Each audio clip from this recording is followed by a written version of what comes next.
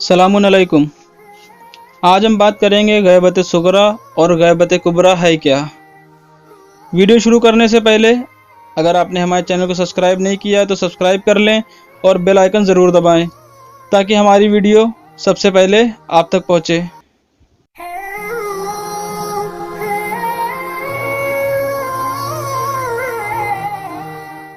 बारहवें इमाम हज़रत हुज्जत की गैबत के ज़माने को दो हिस्सों में तकसीम किया गया है, गैबत सुगरा और गैबत कुबरा। गैबत सुगरा का दौर 11वें इमाम की शहादत के बाद 260 हिजरी से शुरू होता है और 329 हिजरी यानी तकरीबन 70 साल गैबत सुगरा का दौर है। इस दौर में आपके नायब ख़ास थे जिसके ज़रिए मोमिनीन अपने मसाइल को इमाम की खिदमत में पेश करते थे और जवाब हासिल करते थे। आपके पहले ख़ास नायब अबू अम्र उस्मान बिन सईद थे जिनका दौर नियाबत 260 हिजरी से 267 हिजरी तक है। 267 हिजरी में आपका इंतकाल हो गया। कुछ लोगों ने आपका सने इंतकाल 265 हिजरी लिखा। दूसरे ख़ास नायब अबू जाफ़र मोहम्मद बिन उस्मान हैं। इनकी नियाबत का ज़माना 267 हिजरी से 305 हिजरी तक है। उनकी वफ़ात के बाद तीसरे ख़ास नायब अबुल कासिम हुसैन बिन रौनो बख्ती हैं। इनकी नियाबत का ज़माना 305 हिजरी से 326 हिजरी तक है। उनके बाद आपके चौथे नायब ख़ास अबुल हसन अली बिन मोहम्मद समरी हैं। इनकी नियाबत का ज़माना 326 हिजरी से 329 हिजरी तक है। इन चार ख़ास नायब की ज़िंदगी सरगर्मी, काम और पोशीदा वकालत में बहुत ज़्यादा अहमियत हासिल है, इसलिए वो इमाम के ख़ास भरोसे वाले थे। गैबत कुबरा 329 हिजरी से 12वें इमाम की गैबत कुबरा का दौर शुरू होता है। यह उस वक्त ख़त्म होगा जब इमाम ज़हूर फरमाएंगे और इस दौर गैबत बाअमल फ़ुक़हा आपके नायब हैं। सरदाब का वाक़या।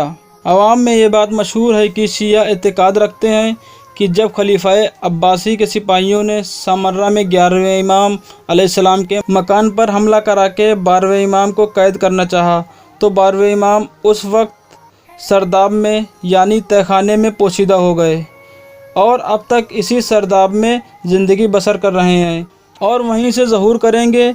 इसी बिना पर उनका लक़ब साहिब सरदाब रखा है। ये शियों पर बोहतान है, इसलिए कि शिया किताबों के पढ़ने से मालूम होता है कि इसमें कहीं भी इस तरह का सरदाब में गायब होने की बात नहीं कही गई। शिया किताबों में जो बात मिलती है वो ये है कि 12वें इमाम विलादत के वक्त से ही पोशीदा रहे और 11वें इमाम अलैहिस्सलाम की शहादत के बाद से उनकी गैबत सुगरा का दौर शुरू हुआ और अपने पिदर बुजुर्गवार के जिस्म अतहर पर नमाज पढ़ने के बाद और उनको कब्र में दफन करने के बाद अपने बैतुश्शरफ पर तशरीफ़ लाए और इसके बाद से उनको नहीं देखा गया। और शिया रिवायत बताती है कि वो इंसानों के दरमियान ज़िंदगी गुजारते हैं और मौसम हज में मक्का में हाजिर होते हैं और अरकान बजा लाते हैं, लेकिन लोग उनको पहचानते नहीं। सरदाब की बात जो आवाम में मशहूर है, इसकी वजह ये हो सकती है कि आपके बैतुश्शरफ घर के दो हिस्से थे, एक मर्दान खाना मर्दों का हिस्सा,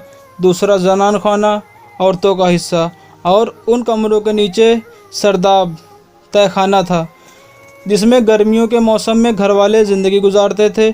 और सारे शिया इस बैतुश्शरफ को और इसमें जो सरदाब है इसका एहतराम करते हैं और वो इसलिए कि इस घर में 10वें इमाम, 11वें इमाम और 12वें इमाम ने ज़िंदगी बसर की और इबादत इलाही में मसरूफ़ रहे हैं। ये एक अक्ल में आने वाली फितरती बात है और शिया इस घर को कुरान की आयत के अंतर्गत में शुमार करते हैं और इसी एहतराम और अकीदत को देखकर मुखालिफिन शियत को मौका मिला, उन्होंने सरदाब को गायब होने की रिवायत गढ़ दी जो सरासर बोहतान है और बुज़ुर्ग शियों ने इस रिवायत का एतबार नहीं किया है। गैबत की फ़िलासफ़ी। 12वें इमाम की गैबत खुदा के राज़ों में से एक राज है जिसकी हिकमत वजह लोगों से पोशीदा है और ज़हूर इमाम अलैहिस्सलाम के बाद इस हिकमत की वजह मालूम होगी। ज़हूर इमाम के लिए दुनिया को आमादा और तैयार करना। ज़ालिम हुक्काम का दौर शुरू होने से लेकर अब तक आवाम ने ज़ालिम हुकूमतों के खौफ से खुदा की हुज्जतों का साथ देने के बजाय ज़ालिमी हुकूमतों का साथ दिया है। अगर वो खुदा की हुज्जतों का साथ देते तो ज़ालिम हुकूमतें मज़लूमों पर जुल्म के पहाड़ न तोड़ सकती, लेकिन ज़ालिम हुकूमतों का साथ देने की वजह से आज ظالموں کی تعداد اور ان کے مظالم کی سنکھیا روز بروز اضافہ ہو رہا ہے۔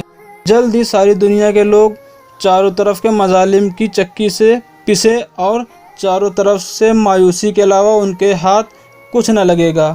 ایسی صورتحال میں احساس پیدا ہوگا کہ کاش کوئی ہوتا جو ہمیں نجات دلاتا، اور حالات مجبوری لوگ اللہ سے لو لگائیں گے اور حجت خدا کے ظہور کے بعد ان کا ساتھ دیں گے، اور یہ احساس حجت خدا کی غیبت کے بغیر ممکن نہ ہوتا، جیسا کہ آج تک نہ ہو سکا، اور دنیا ایک ظالم کے ظلم سے پریشان ہو کر دوسرے ظالم کی مدد طلب کرتی ہے اور نتیجے سے زیادہ مظالم کا شکار ہوتی ہے، جیسا کہ آج کے دور میں دنیا کے لوگ امریکہ اور اسرائیل کی طرف دوستی کا ہاتھ بڑھاتے ہیں ان سے فائدے کی امید میں، اور امریکہ و اسرائیل فائدہ پہنچانے کے بجائے ان کو برباد کرنے کا پیغام لے کر پہنچتے ہیں، اور ظلم کے خلاف آواز اٹھانے والوں کو دہشت گرد اور ظالم ترین ثابت کرنے کی کوشش میں لگے رہتے ہیں۔